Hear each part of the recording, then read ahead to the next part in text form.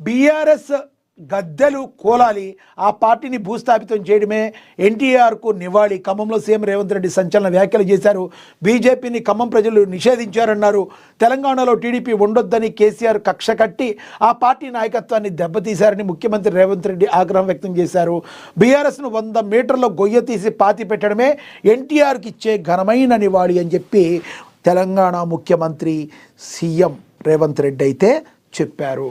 ఇక దీని గురించి కూడా మనం చూద్దాం. బీఆర్ఎస్ నేతల గద్దెలు దిగాలి, ఓళ్లల్లో బీఆర్ఎస్ గద్దెలు కోలాలని విమర్శించారు. బీఆర్ఎస్ పార్టీని భూస్థాపితం చేయడం ఎన్టీఆర్కు మనం ఇచ్చే ఘనమైన నివాళి అని పేర్కొన్నారు. రైతులకు 9 గంటల కరెంట్ ఇచ్చిన ఘనత వైఎస్ రాజశేఖర రెడ్డి అని గుర్తు చేసుకున్నారు. ఇప్పుడు 200 యూనిట్ల ఉచిత విద్యుత్తును పేద ప్రజలకు అందిస్తున్నట్లుగా చెప్పారు. ఖమ్మం జిల్లాలో బీజేపీ ఆనవాళ్లే లేవని, బీజేపీ ఖమ్మంలోకి రాలేదని, ఆ జిల్లా ప్రజలు మొదటి నుంచి బీజేపీని నిషేధించారని సీఎం అయితే మరొకసారి చెప్పడం అయితే జరిగింది. పేదవారికి ఇల్లు ఇచ్చే బాధ్యత కూడా మాదే అన్నారు. మరి ఆయన ఆశయాలను సాధించడమే మరి మనం ఇచ్చే ఎన్టీఆర్కి ఇచ్చే ఘనమైన నివాళి అని కూడా మరి ఆయన అయితే చెప్పడం అయితే జరిగింది.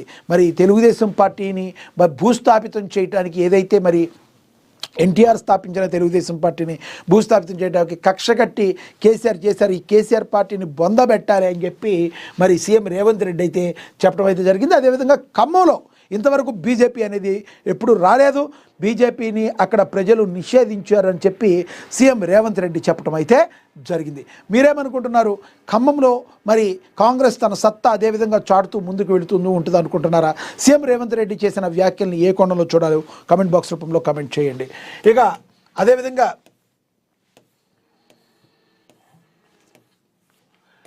దేశ అభివృద్ధిలో బీహారీలదే కీలక పాత్ర. టీ హబ్లో జరిగిన బీహార్ డెవలప్మెంట్స్లో సమిట్లో 2025లో ఈటెల హాట్ కామెంట్స్ చేశారు.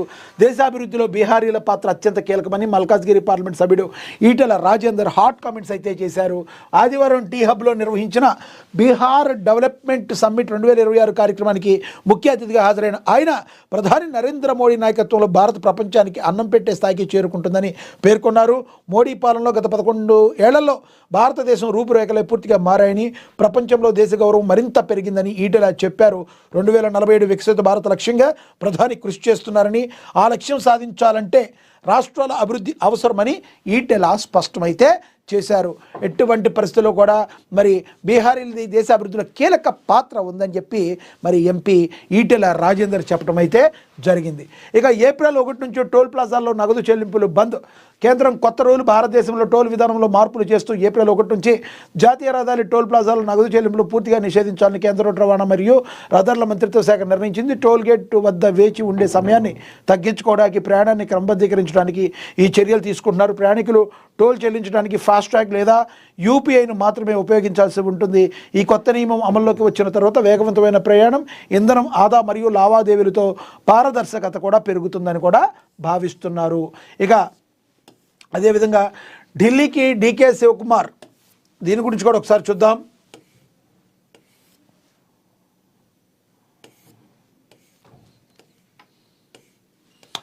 దావోస్లో జరుగుతున్న ప్రపంచ ఆర్థిక ఫోరంలో పాల్గొనాల్సిన ఉప ముఖ్యమంత్రి డీకే శివకుమార్ తన పర్యటనను ఆకస్మికంగా రద్దు చేసుకుని ఢిల్లీకి పయనమయ్యారు. ఉన్నట్లుండి డీకే ఢిల్లీకి వెళ్లడంతో కర్ణాటక ముఖ్యమంత్రి మార్పు సంబంధించిన ఊహాగానాలు మళ్లీ తెరపైకి వచ్చాయి.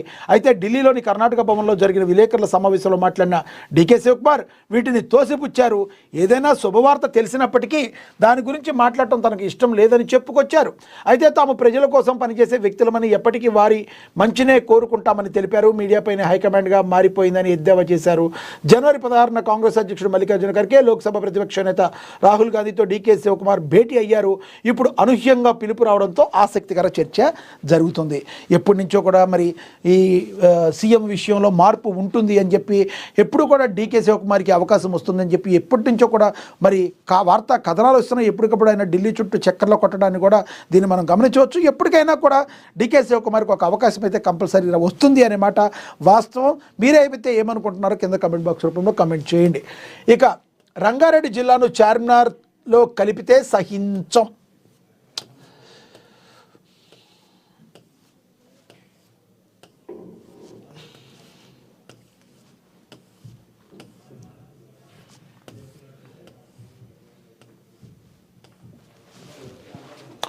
చార్మినార్లో కలిపితే సహించం ఎంపీ కొండా విశ్వేశ్వర్ రెడ్డి.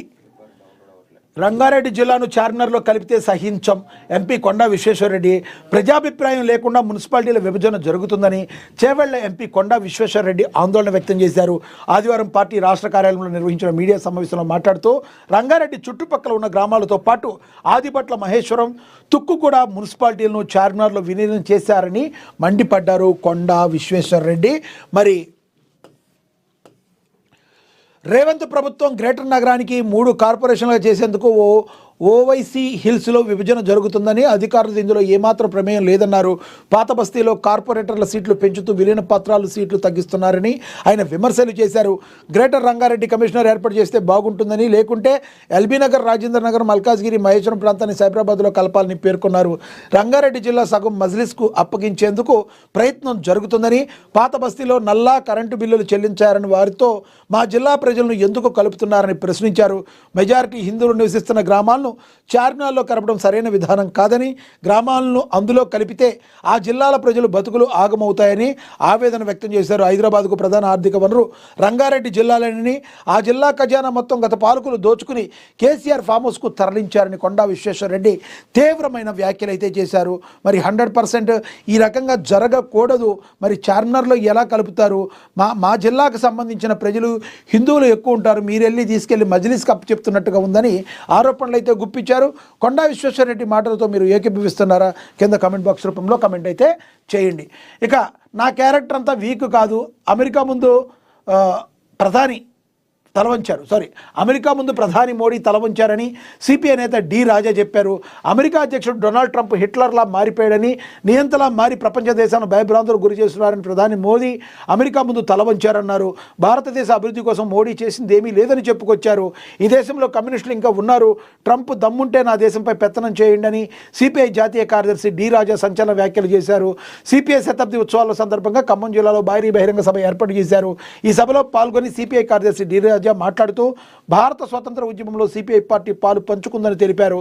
స్వాతంత్ర ఉద్యమంలో ఆర్ఎస్ఎస్ పాత్ర ఏమీ లేదని, ఆంగ్లేయులతో ఆర్ఎస్ఎస్ చేతులు కలిపారని చెప్పి సంచలనమైన వ్యాఖ్యలు అయితే డిఎస్ రాజా అయితే చేశారు. మరి 100% ట్రంప్ ప్రపంచ దేశాలని గడగడలాడించడానికి ఒక నియంతలాగా మారిపోయాడు.